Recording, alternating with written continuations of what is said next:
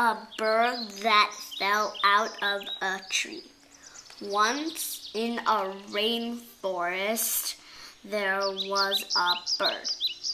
The type of bird was a bald eagle, and it built a nest. He made the nest out of blueberries.